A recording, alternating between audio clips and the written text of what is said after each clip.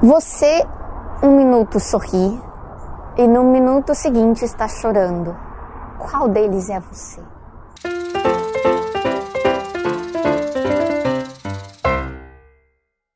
Tudo começou porque eu sempre fui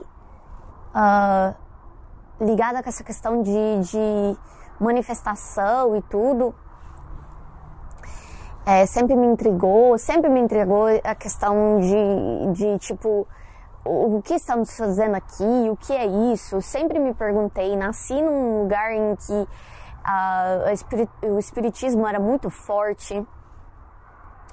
Então essas perguntas sempre é muito engraçado, porque essas perguntas, assim como o Buda tinha, sempre me perseguiram.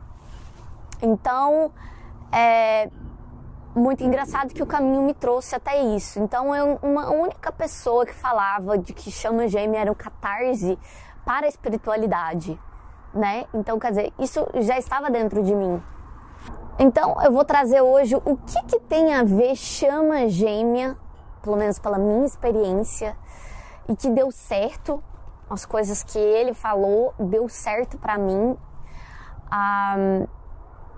O que chama tem a ver com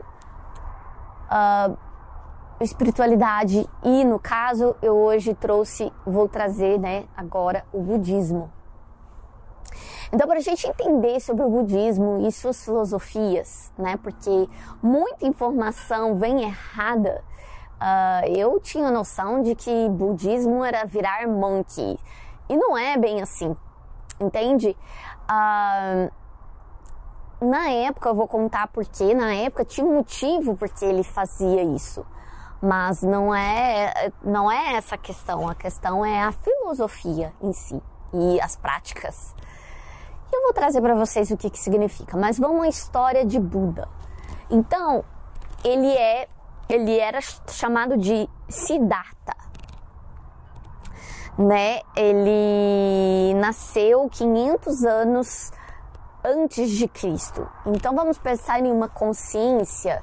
A consciência já estava de alguma forma, essa consciência da nossa espiritualidade, do que realmente somos, do que realmente podemos ser, já estava ocorrendo já naquele momento, porque na verdade está acontecendo agora, porque todo o tempo acontece somente no agora, né? Tudo é unificado.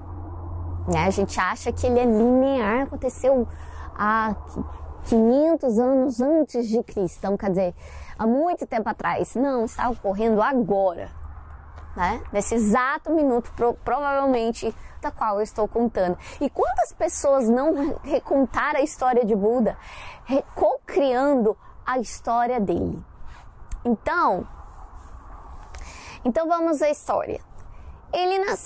Antes dele nascer, a mãe dele, né, teve uma profecia ou sonho, sei lá. Ela simplesmente falou: ele ou vai reinar, ele vai ser um rei, vai ter tudo, ou ele vai ser um iluminador, né? No caso, é um awakened, ela disse. Então, quando ele nasceu, dias depois ela morreu. E ele então foi criado pelo pai. O pai tinha muito medo, e é muito engraçado isso, porque pelo medo dele que ele sentia de que o filho fosse um awakened, uma pessoa que busca pela espiritualidade, que ele fechou praticamente ele dentro do palácio, não deixando ele saber sobre as dores do mundo. E na verdade, esse tipo de ação faz exatamente ao contrário, né? Se vocês quiserem saber um pouco sobre isso, gente, assistem Dark. Dark explica muito sobre isso. Quando o menino vira pra ele se vê mais velho, e aí o mais velho fala,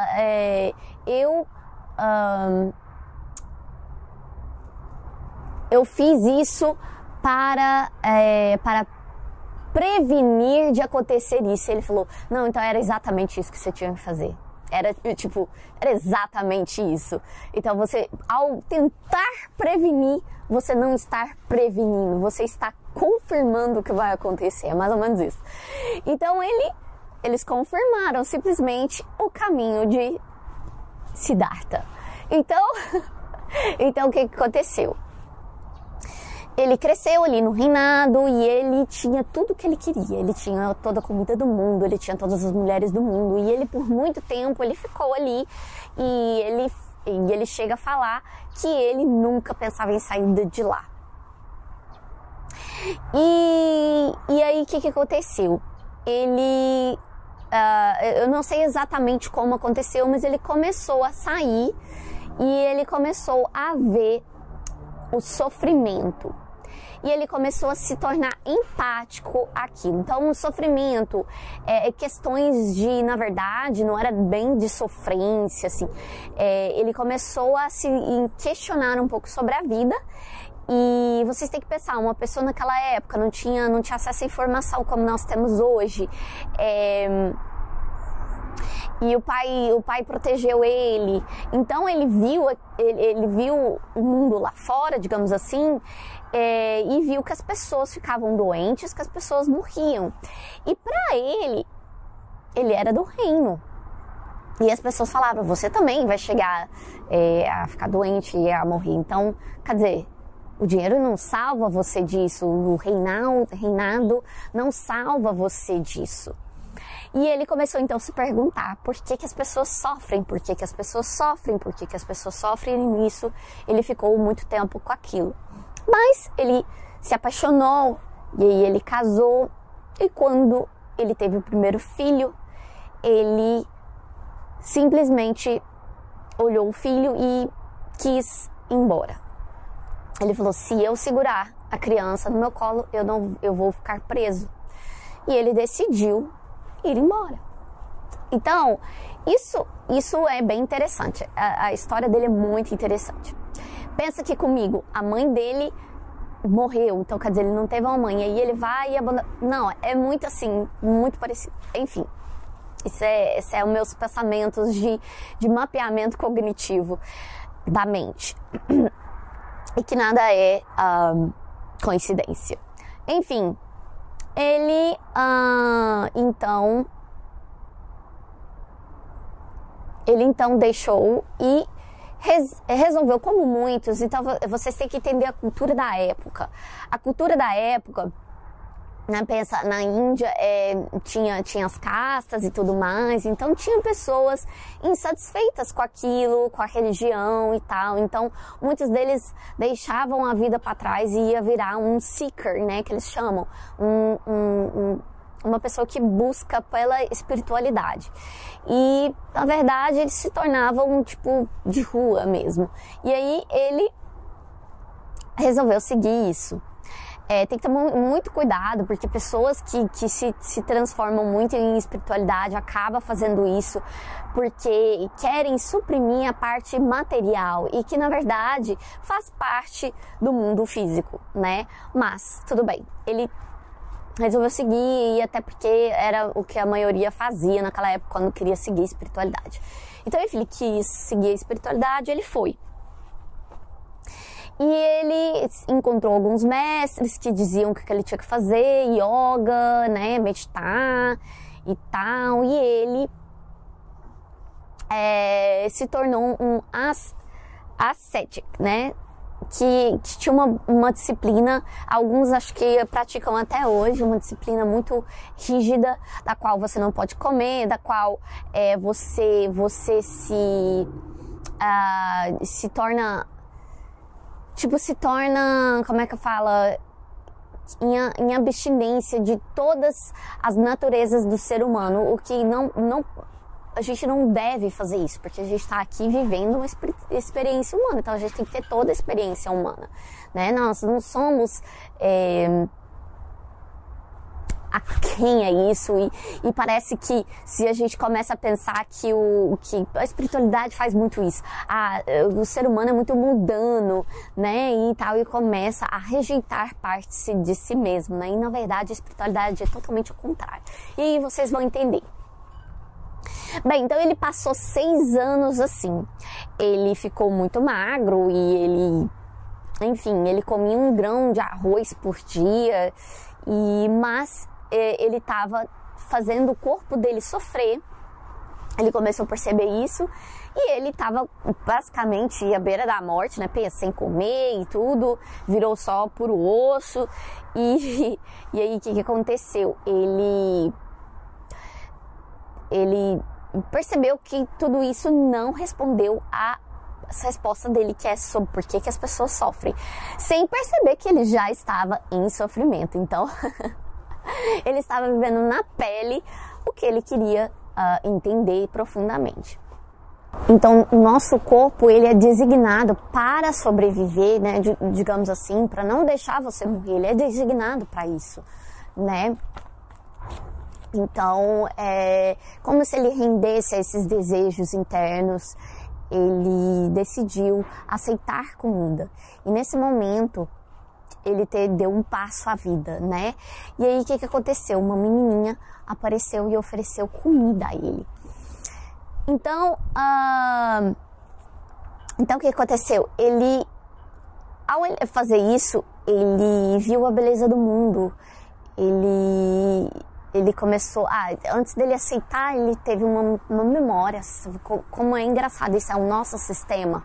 Como o nosso sistema, ele é programado para viver, apesar de estar morrendo todos os dias, nós vamos falar disso, ele teve uma memória. Então, a mente faz isso, né? A mente trouxe uma memória para ele sentir um pouco de graça, de gratidão, e ele se render e resolver comer. Então, quando ele comeu, ele teve esse passo diante da vida, e ele resolveu deixar de lado um pouco a questão de se tornar assim, como que fala,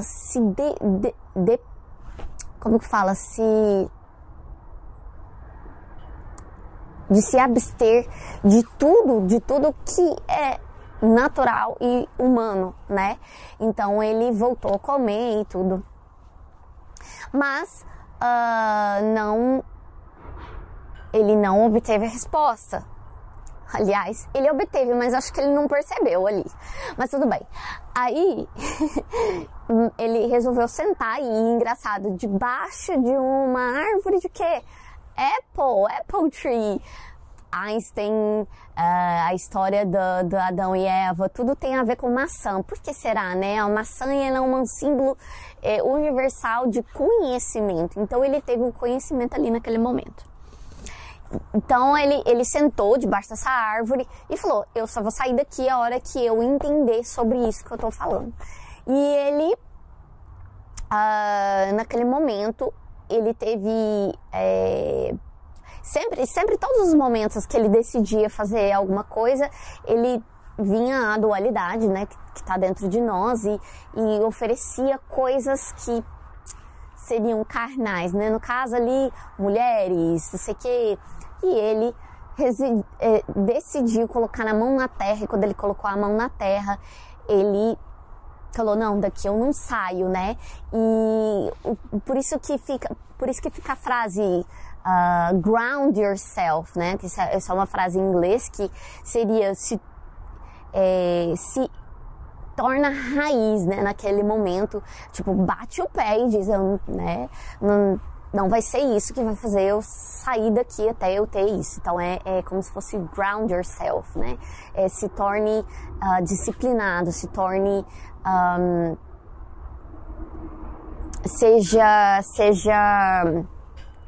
independente de todas as questões externas, seja internamente seguro de si. É mais ou menos isso. E aí ele fez isso, e naquele momento ele disse que acordou, e todo no universo acordou. Então naquele momento ele teve o que chamamos de presença. né? Ele teve o que chama, na verdade, o que chama de nirvana. Ele se considerou uma pessoa que estava acordado, que ele entendeu toda a sua conectividade com o mundo, com a natureza, com o universo. Enfim, eu não acredito que seja essas palavras que ele deve ter utilizado, mas é uma conectividade, ele se tornou um só com tudo ali naquele momento. Então ele experienciou o que ele chamou de nirvana e ele acordou. Ele, naquele momento, ele entendeu que só existia o agora, né? Então, depois daquilo, ele resolveu ensinar as pessoas aquilo que ele experienciou na pele. E esse bliss, esse nirvana, eu experienciei isso aí, o que é que ele tá falando. E não precisa de ficar debaixo de uma árvore o dia inteiro para você ter. É só estar presente. Mas enfim, eu tive e eu estava trabalhando num lugar lotado de gente, então não é independente de local, é o modo, a sua vibração, é como você está naquele momento. Então por isso que ele fala, só existe o agora, porque ele estava bem no agora. Quando ele ground himself, no caso, quando ele colocou a mão na terra, ele ficou presente, ele saiu da mente, né, daquela questão, que a mente fica rodando. Então, ele calou a mente e ele se tornou somente no aqui, no agora.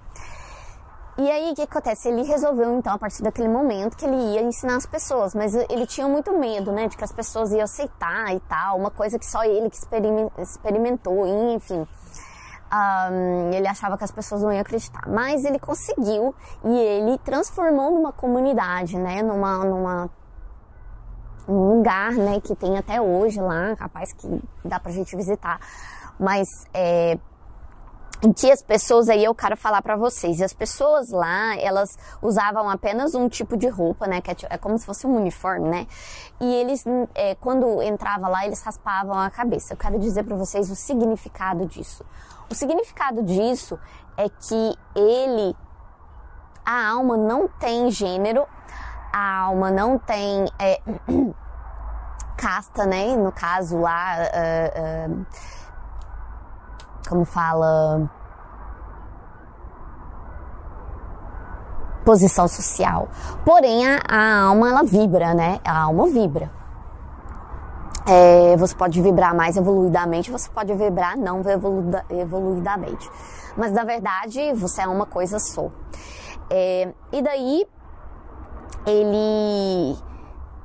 a questão de raspar o cabelo é de unificar os gêneros. Então, mulheres, é muito importante vocês entenderem isso, mulheres fugiam da vida sofrida que elas tinham por causa dos maridos e tudo, e iam pra lá. Então, virou um lugar em que as pessoas, elas eram amorosas umas com as outras, elas tinham regras de comunidade, elas eram comunitárias e enfim, não tinha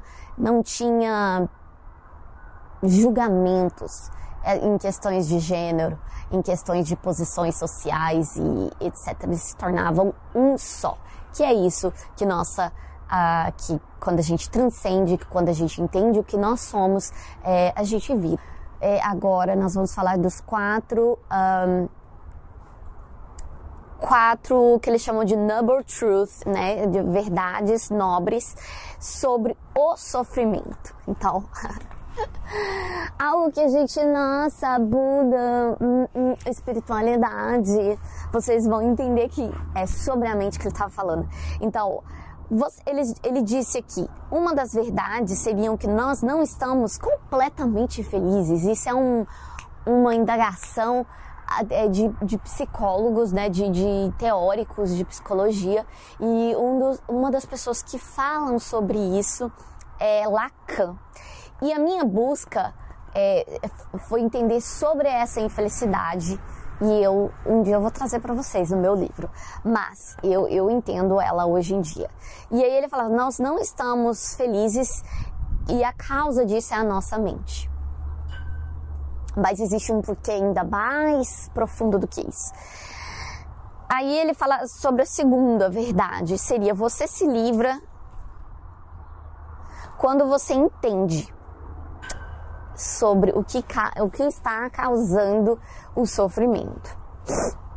Mas isso ainda é a nível de mente, ainda tem uma coisa mais além do que a mente. A mente só traduz a vibração. Então, o problema, então, ele fala que é uma das causas de muitas pessoas não entenderem, inclusive eu falo por mim, eu tinha um pouco de receio pelo budismo porque falava sobre esse desejo. E eu acho o desejo é uma das coisas que motivam o ser humano. Porque se você acabar com o desejo do ser humano, ele não tiver desejo por nada, ele vai entrar em depressão. Então o desejo, ele é parte natural do ser humano. Porém, ele fala qual tipo de desejo. Então vamos dizer sobre ele. O desejo dele era encontrar essa iluminação. Da onde vem isso? Ninguém falava sobre. Da onde que veio esse desejo?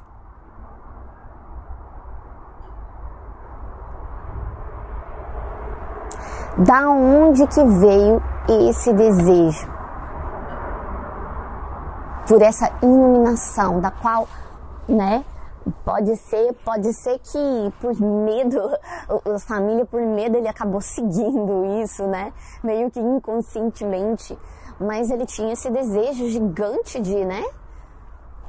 Era um desejo maior do que reinar, né? Então, eu diria que esse desejo era da alma dele. Existe o desejo do ego. Né? A gente não pode tirar os desejos do ego também, porque eles nos ajudam, mas existe diferença entre os desejos, né? Há um desejo de alinhamento entre as três partes. E daí ele fala sobre a questão de ter mais disciplina e mindfulness, né? Então, no caso, você resolveria todos esses problemas de desejo, da mente não feliz, né? Dessa mente sempre querendo algo mais. Então ele fala muito sobre isso. Por exemplo, tem pessoas que buscam muito externamente alguma coisa, mas quando obtém aquilo ainda não está completamente feliz. Por quê? Né? Então ele fala sobre isso e fala sobre mindfulness, que seria ficar ali no estado meditativo até você alcançar a não pensar. Eles fazem a técnica da respiração e vai diminuindo, né, o ritmo da respiração. E ele fala também sobre os 3 venenos, que seria greed, que seria tipo, acredito que greed seria tipo ressentimento, né, raiva e ignorância. Então ele fala que são os 3 venenos que a gente possui, porém existe o lado da generosidade, da compaixão, né, do conhecimento. Então essas são as dualidades entre as duas. Então quando você percebe esses sentimentos, dá para você switch pro outro, né? Vamos falar agora de tudo que ele passou. Então ele decidiu que um dos caminhos seria o do meio, né? Além dessas 4 verdades, seria o caminho do meio. Porque até então ele estava vivendo de extremos. Pensa, ele passou de reinado aqui para, né, não ter nada, não ser ninguém, não ter nenhum nome, né? Então ele de uma identidade, ele virou nada. E nenhuma delas trouxe sequer uma felicidade, né? Então trouxe bastante sofrimento. Então ele fala sobre isso. A questão de extremos, de viver de extremos não é muito legal. Como que ele conseguiu chegar nesse conhecimento? Eis que ele estava, né, na prática dele e ele pôs uma mão nas costas e a outra no coração e ele sentiu que as mãos deles estavam se tocando. E ele, ao mesmo tempo, ouviu uma professora de música dizer: se a corda do violão estiver muito solta, a música não irá tocar harmoniosamente. Se ela estiver muito, né, firme, ela também não vai tocar, né? Então tem que ser um meio termo. Um meio termo seria algo harmônico. Agora, o que isso quer dizer com as chamas gêmeas? Então vamos entender o caminho do medo. A gente tem mania de escolher extremos, então por isso que, igual ele escolheu um extremo, em vez dele escolher tipo meio termo, eu posso estar aqui e escolher, mas ao mesmo tempo trouxe uma expansão da consciência. Então quando você vai muito para um extremo, você te traz uma expansão. Então lembra do símbolo, né? Eu não estou aqui comigo agora, mas lembra do símbolo do Yin e Yang. Aquele símbolo já diz muito. Então, quando você está muito no extremo, ainda tem a sombra do outro. E quando você está no outro, tem a sombra do outro. Então, na verdade, o extremo, quando a gente escolhe o extremo, é para você atravessar para o outro lado, para você ter conhecimento disso. Então, eis um negócio de você viver várias vidas, né? É o que eu entendo. Você viver várias vidas seria você viver esses vários extremos, até você entender que você é ambos, né? Então, vamos dizer, então, o que é eu ser ambos? É a pergunta que eu fiz. Eu, num minuto eu estou sorrindo, no outro minuto eu estou chorando. O que sou eu? Sou ambos. E, ao mesmo tempo, não sou nenhum. Entende? Eu estou vivendo uma vida e ao mesmo tempo estou morrendo a cada dia. Porque a gente está morrendo, conforme a gente vai evoluir, a gente vai morrendo. E por ser um ciclo de vida, isso pode não ser sobre a vida, mas é sobre a vida, entende? Então, nunca é uma coisa ou outra, é sempre ambos. E é isso e é muito interessante que eu comecei a perceber isso, comecei a entender, comecei a ter umas experiências, e quando eu tenho essas experiências e não escolho lados, a chama vem. Então, eu comecei a entender que realmente chamas gêmeas tem a ver com a espiritualidade, embora eu tenha desistido pensando, isso não é nada, mas é o que vocês são em essência. Então, em essência, somos o que eu chamei de singularidade. Somos tanto a dualidade quanto a singularidade. Então não dá nem para dizer assim, não, então agora eu sou só singularidade. Então não posso dizer para vocês que eu não vou ter uma preferência, porque para manifestar aqui a gente tem que ter preferência, tem que. Apesar de que você vai estar objetivo, né? Porque você está no caminho da alma e a alma tem um caminho para você. Mas acredito que mesmo assim você ainda está no controle e você ainda tem preferências.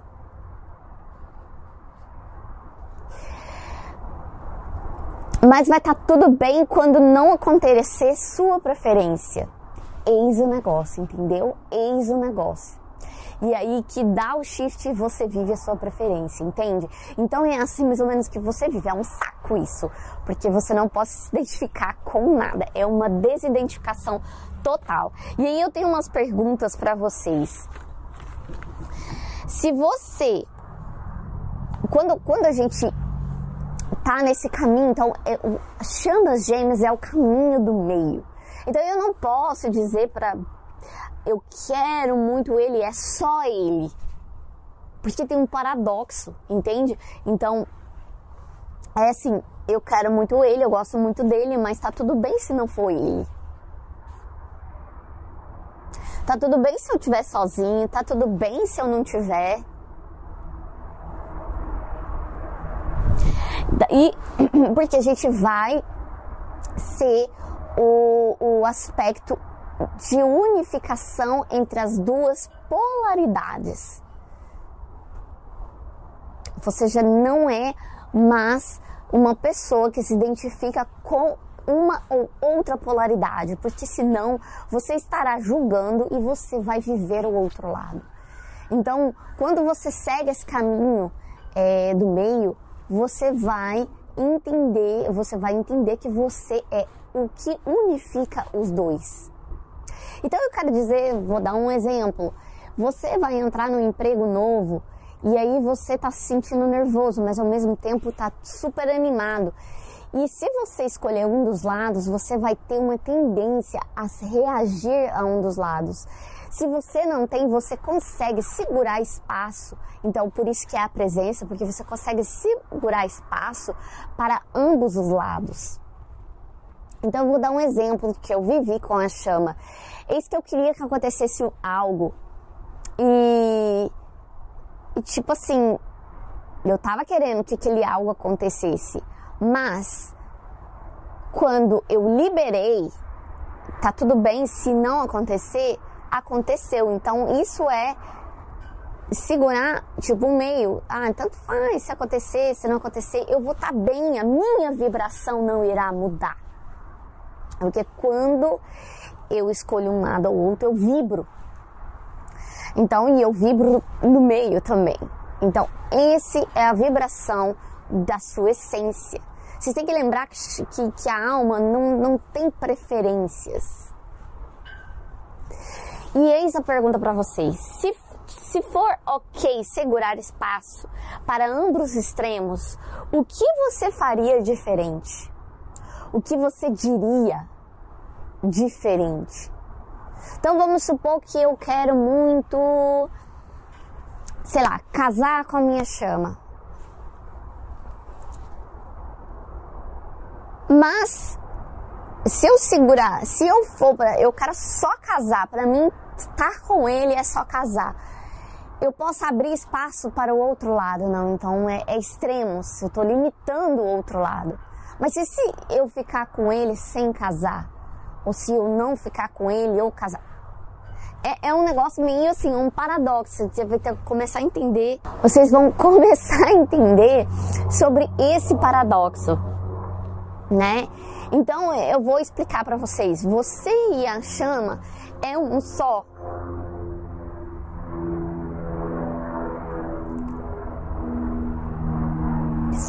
E ao mesmo tempo dois.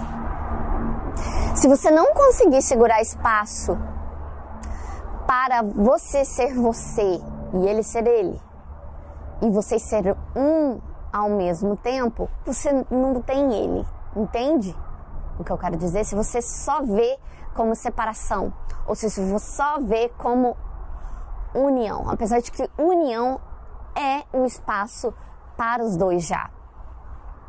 Entenda sobre a singularidade. A singularidade seria isso aqui. Seria a dualidade e a singularidade. A dualidade e a singularidade. Então, eis que esse é o caminho do meio. Ops, do medo não. Do meio. Seria eu ter medo, mas eu ir ao mesmo tempo em direção ao que eu quero. Porque eu consigo segurar espaço para o meu medo e a minha coragem ao mesmo tempo. E que no fim se torna só coragem. Então, eis a questão das polaridades, da questão da física em si. Só há a polarização quando há algo negativo. Quando não há, ela se torna positivo. Só positivo, só existe o positivo. Então esse é e que é neutro, digamos assim, é neutro, só é aquilo e pronto, entendeu?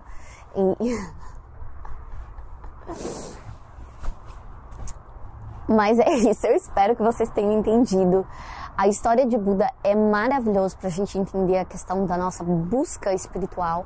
E chama gêmea é só mais uma porta de entrada. Pensa, ele foi um cara que ele foi em busca da espiritualidade sem ter chama gêmea nenhuma. É algo que já estava dentro dele. Mas a chama gêmea, ela é uma aceleração da sua evolução. Então,